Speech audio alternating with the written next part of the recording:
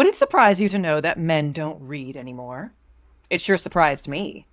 It actually surprised literally everybody. Men, women, and of course, BookTube and Book Talk had a field day with it, with some marvelous videos talking about actually, yes, men do read. You, traditional publishers, just don't frequently make books for them at all. Or at least not books that are clearly marked or coded for men. If you go to Amazon or any bookstore, there is a section called Women's Fiction. There are also a lot of other sections which are not specifically targeted at women, but the book covers and the titles and the blurbs make it very clear that it's not women's fiction, but it is. Despite this universal shunning that marketers have done towards male readers, men still read, and they read prolifically. It's just that they're kind of ghettoized. If you're a man and you want to read, there's a few options open to you. Nonfiction, of course. Hey, bro, are you reading your nonfiction to get on that grind? If not, WYD. I hate the internet. If you want to read fiction, military sci-fi is a reliable place to go. Definitely very male energy. I'm here for it. High fantasy, sword and sorcery. Do you like dragons? Do you like knights? Do you like Game of Thrones? We got you covered, bro. Pulp novels are very niche now, but they still exist, and they are still primarily for men. And of course, there's always homicide, murder mystery, solve a puzzle, catch a murderer kind of books. Very popular with both sexes. Fine, fair enough. But what if you don't like any of that stuff? What if you like contemporary fiction? You're a man, you want to read a book about the here and now, about an every man's struggle. No, it's not about the apocalypse. No, it's not about a dragon. And whatever it's about, you absolutely don't want to sit through 27 and a half pages of world building. You don't like that. And yeah, we can make fun of you for your attention span, or hear me out, we can acknowledge that men have varying tastes in what kind of literature they like, just like women do. Because some women hate exposition too. Hello.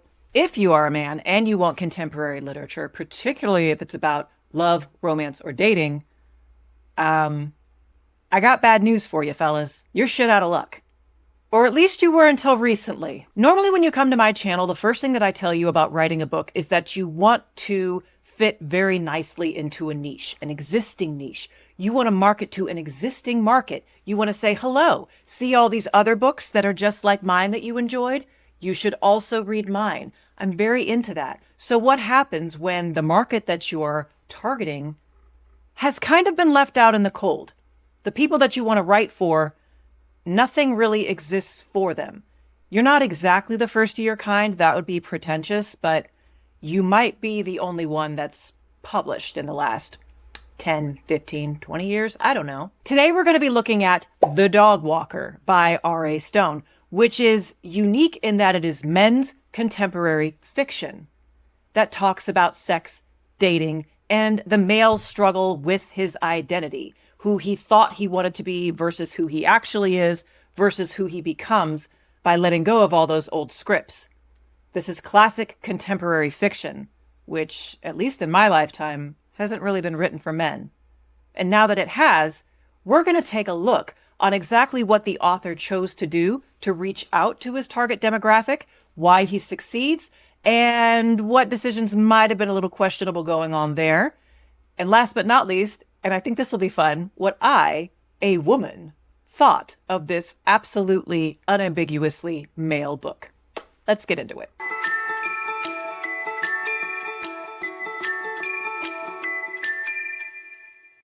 Hello, Shameless Writers. I'm Kristen McTiernan, the nonsense-free editor, here for your sarcastic dose of writing and book marketing wisdom. Today, we're going to be talking about The Dog Walker by R.A. Stone and exactly why this, what should be very banal book release, is kind of earth-shattering on the landscape of men's fiction. I don't need to tell you because you sat through English class all through your high school career just like I did. So you know that historically speaking, literary fiction was a man's domain, and it was about many things. It was not confined to the ghetto of genre fiction. Hemingway, London, Conrad, these titans of literature, men who wrote men's stories for men. And yet, somewhere along the line, booksellers figured out that women do the majority of buying. for their entire family. And so now we've gotten to a place where women make up, this is true, 80% of fiction readers. It's also not a coincidence that women make up 80% of publishing employees.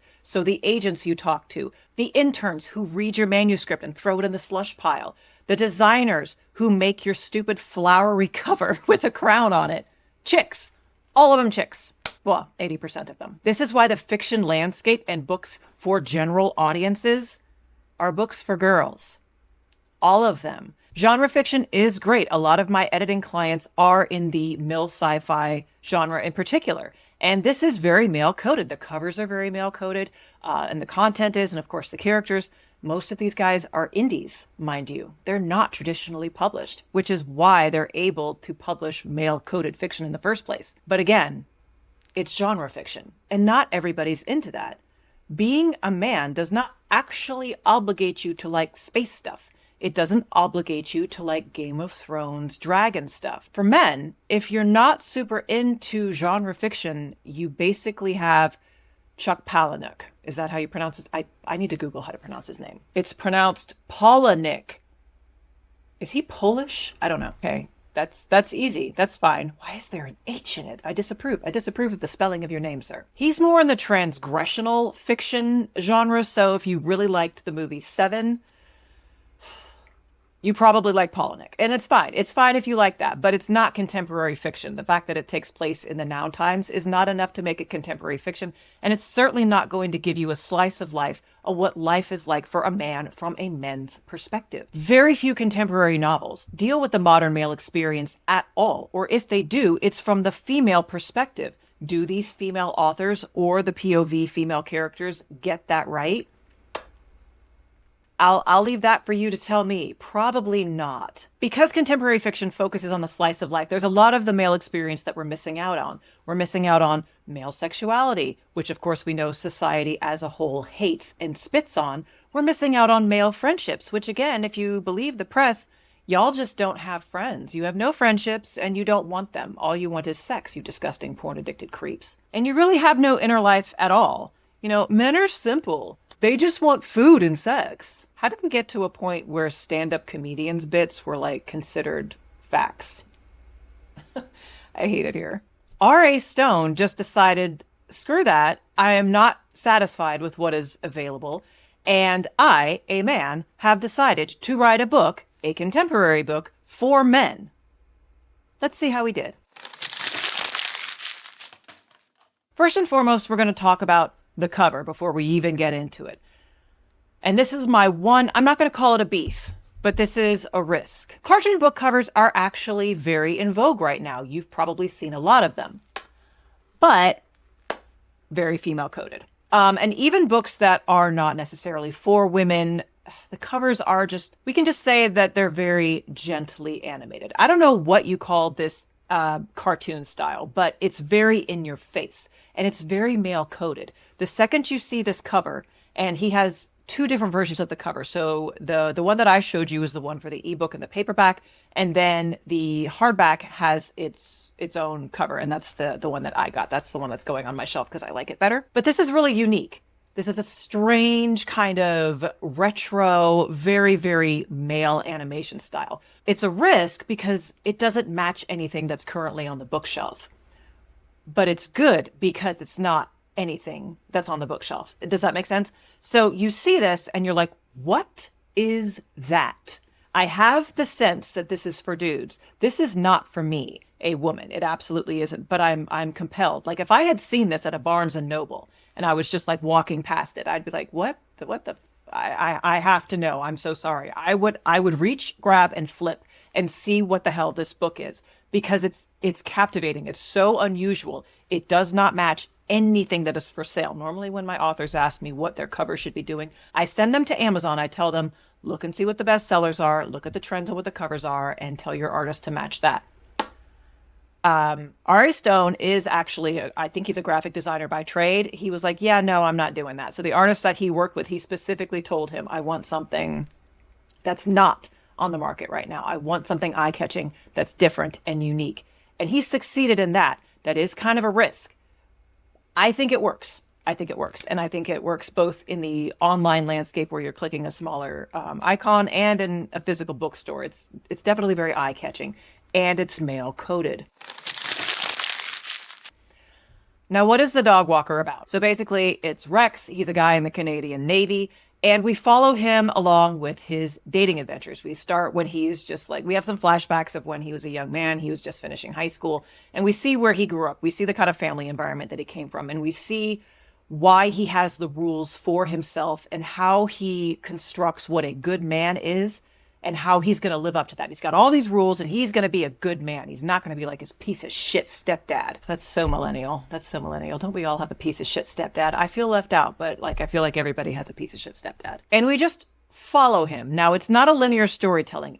It is an episodic storytelling. And each chapter is named for one of the girls.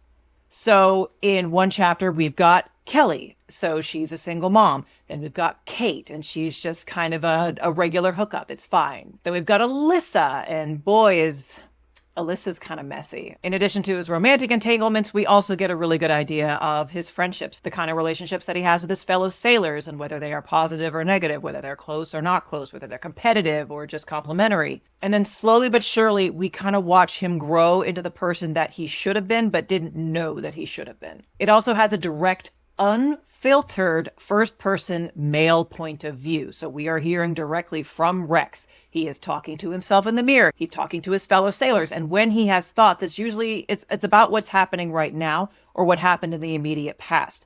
It's not this navel gazing. It doesn't go on long tangents. It's very male in the way that Rex speaks to us, the reader, and to himself and to those around him. The way that the male characters speak to each other. It made me so nostalgic for the military. And there's really no civilian equivalent for that type of unfiltered male energy. Haven't found it anywhere since. Except Red Pill Twitter. One thing that I also liked was that the limited physical description. So you don't get the type of female-oriented physical descriptions about wavy hair and exactly what shade of brown his skin is and, oh, the shape of his eyes. Chicks love that shit. I generally don't. I skip description because I've already decided what they look like. Thank you very much. I don't need you to tell me. Male readers are often like that as well. Female readers less so. They want you to tell them exactly what type of book boyfriend they should be imagining. So this is just it's a difference in writing style. And he really hits it out of the park with appealing to the male reader or appealing to the expedient reader. If you want to be, gender neutral about it, whatever. What really sold it for me, and I don't know, maybe this is the woman's perspective, I don't know. But the way that male relationships were treated, it's not something I've seen. I'm not going to say ever.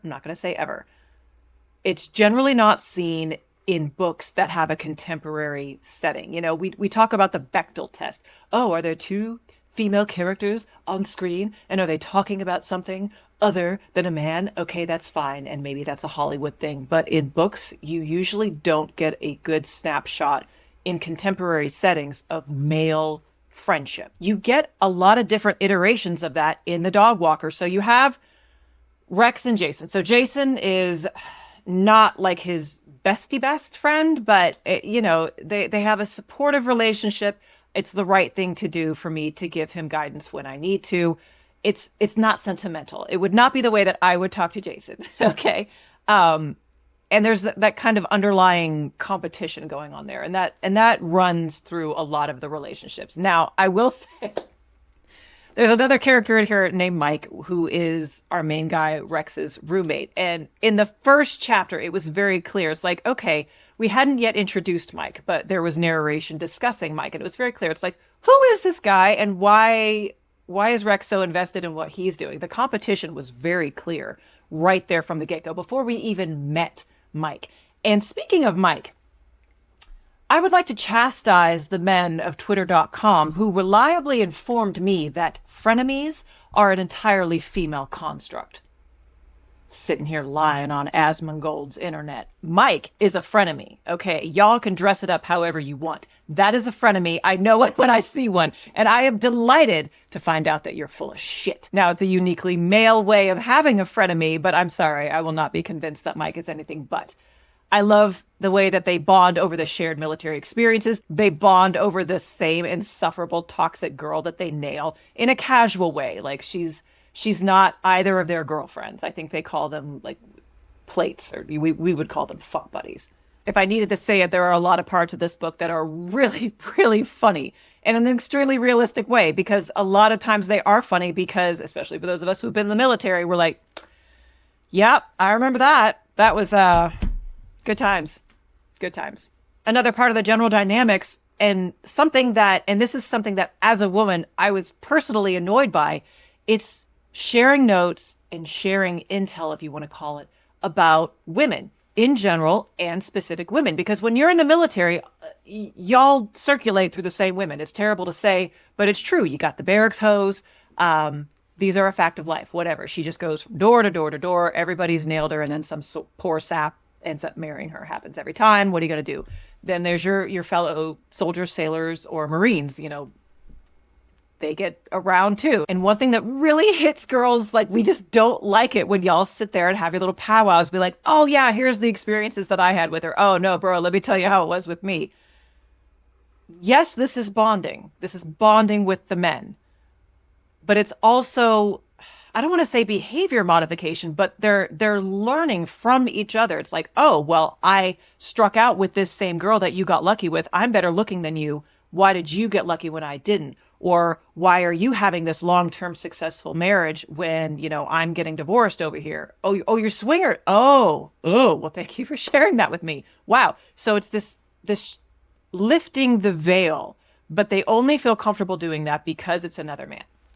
They only feel comfortable doing that because it's at the right time doing it. I see you need genuine help. And I also see that you're open to learning. Like, that's a big thing. Like, a dude isn't going to help another dude if he thinks it's just going to go in one ear and out the other. It's like, why am I going to waste my time? Whereas a woman, we'll just sit there and talk and talk and talk and talk. We'll talk your ear off and give you advice all day long, even though we know you're not going to listen to us, because in a way that's kind of affirming for us, the act of talking is rewarding to us, even though we know you're not going to take our advice. And by we, I mean women in general.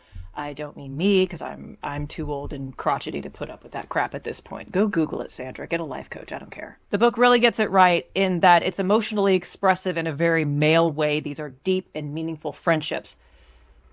They're just not what women would expect, and therefore not what you see normally represented in fiction. The chapter with Charlie was especially painful because we watch him just sink really deeply into these idealized romantic tropes. I have known a lot of Charlies, or at least I've seen them from a distance, and so, like, the second I saw her, I'm like screaming at the book, run, bitch, run! And no, well, he did run. He ran towards her, and of course all of his friends warned him, and it's just painful. You just remember all of the young men who have their hearts just shattered. Yes, they do have hearts, and yes, they do break, and it's sad. And neglecting that part of the male experience does not help anyone. So I am delighted that got put into there. There are a lot of funny parts. There are a lot of dramatic parts. There's fights. And there's also yelling at strippers for putting titty prints on a glass coffee table, which I'm not going to tell you the story, but anyway. The fantastic thing about contemporary literature is that it appeals to everyone.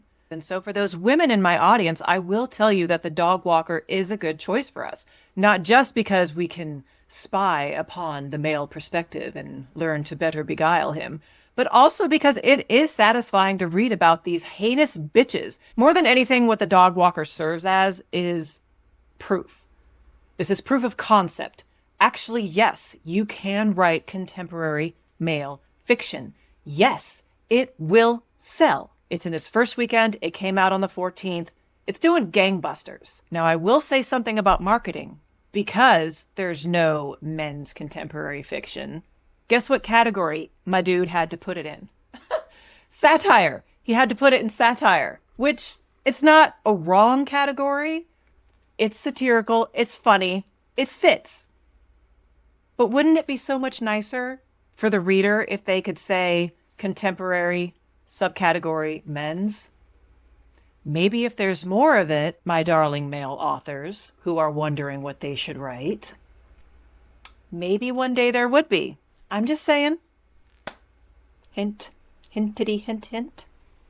If you want to read The Dog Walker for yourself, I've included a link below. It is available in paperback, ebook, and hardback, so you can choose which cover or which version that you want. My link is for Amazon, but it's also available on Kobo if you, like me, love their e-reader best. It's so perfect. So that's all I have for you this week.